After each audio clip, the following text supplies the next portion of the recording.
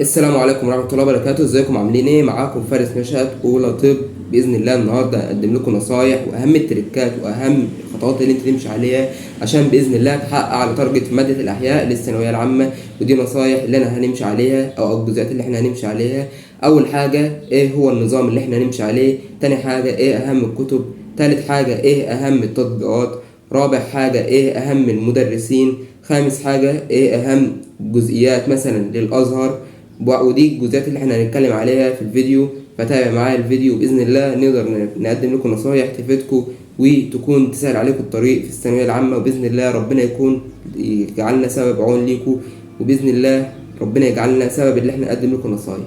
اول حاجه هنتكلم عنها واول جزئيه هنتكلم عنها ايه هو النظام اللي احنا هنمشي عليه في مادة الأحياء للثانوية العامة دفعة 2025.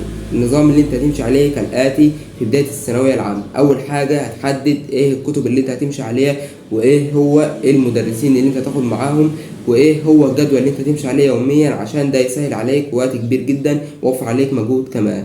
دي اول حاجه واول جزئيه هنتكلم عنها ايه هو النظام. تاني حاجه هنتكلم عنها ايه هي طريقه المذاكره، او ايه النظام اللي انت تمشي عليه الجدول، عشان ده برضو هيسهل عليك وقت كبير جدا.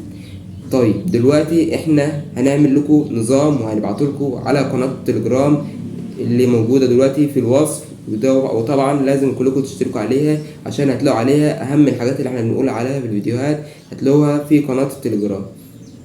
دلوقتي احنا هنقول لكم على النظام. اول حاجه في النظام اللي انتوا تمشوا عليه، حاول انك تظبط مثلا ساعه او ساعتين يوميا لماده الاحياء للثانويه العامه. يعني مثلا حاول انك تظبط جدول كده او تسيب نفسك على وقت معين انك تمشي عليه كل يوم، هتذاكر مثلا جزئيه معينه او هتذاكر حاجه معينه.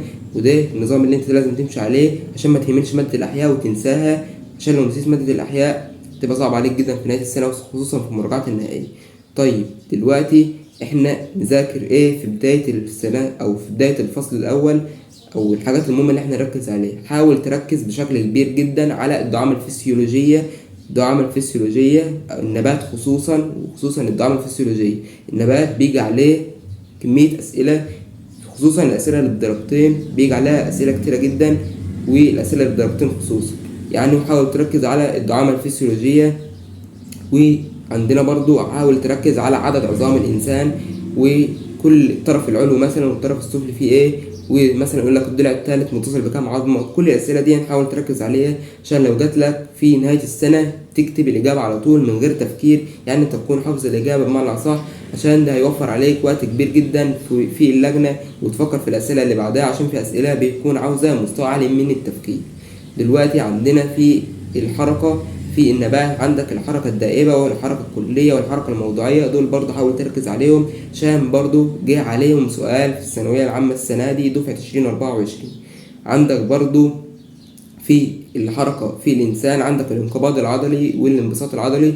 دول بيجي عليهم سؤال حاول تركز في الشق العضلي والشق التشابكي، وحاول تركز ايه هي المستقبلات العضلية، وحاول تركز على الجزء العصبي الحركي. الجزئيات دي كلها مهمة جدا، فحاول انك تركز عليها في بداية السنة. وركز على النبات في منهج الثانوية العامة، لان النبات بيجي عليها اسئلة والاسئلة اللي بدرجتين خصوصا، فانت حاول تركز على جزئية النبات. طيب دلوقتي احنا هنشتغل من كتب ايه للثانوية العامة دفعة 2025. عندك في الكتب كتاب التفوق في الشرح والحل. كتاب التفوق السنة دي عامل إبداع حرفيا، وده مش إعلان طبعا لكتاب التفوق ولا أي حاجة، ولكن دي من وجهة نظري ومن آرائكم اللي احنا شفناها على الجروب، إن عندنا كتاب التفوق يعتبر من أحسن الكتب السنة دي، لأن هو بدأ يطور نفسه وكمان بدأ يحط معلومات زيادة ومعلومات حرفيا هتفيدك في الثانوية العامة، خصوصا في جزئية الشرح أو جزئية الحل. طيب أنا دلوقتي عاوز أزود في جزئية الحل أو عاوز أزود مصادري في الحل. عندك كتاب التميز وكتاب الامتحان، الثلاث كتب دول معلومش خلاف اطلاقا في الحل. وعندك برضه في كتاب الشرح عندك كتاب الامتحان. كتاب الامتحان انا من وجهة نظري كتاب الامتحان احسن من كتاب التفوق في جزئية واحدة، ان هو مبسط الشرح، لكن كتاب التفوق يتفوق على كتاب الامتحان في جزئية ان هو مفصل المعلومة وجايب معلومات زيادة وموسع عليك في المنهج، فده هيفيدك برضه. فانت لو عاوز تذاكر مثلا من كتاب الامتحان عشان تحل، او مثلا تذاكر مراجعة للدرس ماشي. عاوز تذاكر مثلا في نهاية السنة او تذاكر الجزئيات المهمة الزيادة في كتاب التفوق عن كتاب الامتحان برضو هيفيدك. انا برضو من وجهة نظري لو انت لقيت معلومة مثلا في الحل في كتاب التفوق او اي كتاب تاني وانت مثلا شغال من كتاب الامتحان في الشرح، حاول تكتب المعلومه دي على جنب كده، او حاول تجيب كراسه او اي حاجه وتكتب المعلومات الزياده دي عشان تبقى ترجع لها في اي وقت انت فاضي فيه، عشان المعلومات الزياده دي او انت اول مره تكون عارفها بتفيدك جدا في فهم المنهج. لان الاحياء كده، خصوصا الاحياء، ماده الاحياء عاوزه واحد يكون فاهم ومتعمق المنهج جامد، لان الاحياء عاوزه واحد يكون فاهم التصورات، عاوز فاهم الصور وفاهم الرسومات البيانيه. فده هيوفر عليه وقت كبير جدا ان هو لو في منهج الاحياء او عرف معلومات زياده عنها او عرف معلومات زياده عن المنهج، فده يوفر عليه وقت كبير جدا وهيساعده ان هو يبدا يحل حلو في نهايه السنه، خصوصا امتحان نهايه السنه. طيب دلوقتي المدرسين عندك دكتور احمد الجوهري ودكتور محمد ايمن، مستر حسن محرم، مستر محمد صالح، مستر احمد قطب. طيب دلوقتي المدرس اللي انا انصحكم بيه، اللي انا خدت معاه وعن تجربه ويعتبر من افضل المدرسين اللي خدت معاهم، هو دكتور احمد الجوهري. يعتبر بسم الله ما شاء الله عليه لامم بكل المنهج. في نهايه السنه لو انت مثلا خلاص لميت بكل حاجه ولقيت نفسك عندك وقت فاضي في امتحان نهايه السنه، مثلا بيكون قبل اسبوع 10 ايام، عندك مستر حسن محرم. مستر حسن محرم بيطلع على قناة مدرستنا في نهاية السنة، بيجي يوميا في الأسبوع اللي هو قبل الامتحان، بيجيب جزئيات مهمة جدا في الحل وجزئيات برضه في الشرح. فأنا من وجهة نظري لو أنت في نهاية السنة لقيت مثلا عندك وقت، فمستر حسن محرم هيفيدك جدا. طيب دلوقتي ايه هو النظام المهم للأزهر؟ عندك للأزهر كتاب المرشد هيفيدك كتير جدا لو انت طالب أزهر، خصوصا في الشرح وخصوصا في الحل. وبرضه حاول تتابع المقالي مع المدرسين اللي هم مثلا دكتور احمد الجوهري، دكتور محمد ايمن، او اي مدرس بتاخد معاه، قول له يحل لك مقالي او يشرح لك جزئيات المقالي وجزئيات النظر دي عشان هتفيدك جامد برضه في امتحانات السنه. طيب دلوقتي عندنا دكتور احمد الجوهري ودكتور محمد ايمن او اي مدرس بتاخد معاه اكيد بيزود معلومات، فانت حاول برضه تكتب المعلومات دي وراه وتدونها وراه، لان المعلومات دي هتفيدك بشكل كبير جدا في فهم المنهج، لان المدرس بيكون عنده خبره كبيره جدا من شرح المنهج كذا مره او كذا سنه. فبالتالي اي معلومه تتكتب قدامك او تتقال قدامك تكتبها في نفس ذات الوقت، لانك مش هيكون عندك وقت بعد كده انك تكتبها. وكل مدى انت بتخش في الثانويه العامه الريتم بتاعي اللي هو الشرح بيزيد، وانت عاوز تخلص المنهج وعاوز تحل وعاوز انك تاخد خطوه لقدام. فمن وجهه نظري اي معلومه تقال قدامك اكتبها وحاول تذاكرها في نفس ذات الوقت. حاول انك تحل اكبر كم من الاسئله عشان تقدر تكون ملم بكل جزئيه في المنهج. طيب دلوقتي برضو ايه اهم نصيحه نمشي عليها؟ اهم نصيحه تمشي عليها حاول انك ما تسوفش او ما تراكمش، عشان المراكمه هتضرك جامد. يعني انت دلوقتي دكتور احمد الجوهري كان منزل اول امبارح عن كورس مكثف للدعم والحركه للطلاب اللي فايتينهم كورس الدعم والحركه، فانا من وجهه نظري اللي فاتوا يبدا يشترك في الكورس دوت، عشان الكورس ده يفيد الطلاب جامد اللي هم ما اشتركوش في كورس دعم الحركه. الكورس ده هيكون مكثف خصوصا في الشرح وخصوصا في الحل، فاللي ما اشتركش يشترك في في كورس دون. دي نصيحه يعني مش اعلان ولا حاجه، دي من وجهه نظري. طيب دلوقتي عندنا اهم التريكات او اهم الجزئيات اللي احنا نمشي عليها.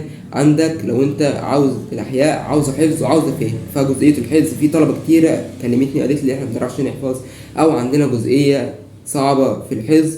فمن وجهه نظري عندك 3 حاجات تمشي عليهم. اول حاجه تمشي عليها في الحفظ، حاول انك تجيب كراسه ورقه وقلم وتقعد تكتب الحاجات اللي انت مثلا خدتها دي او الصفحه دي قدامك مثلا حفظتها، حاول انك تكتبها، مش شرط زي الكتاب ولكن تكتبها على حفظك انت.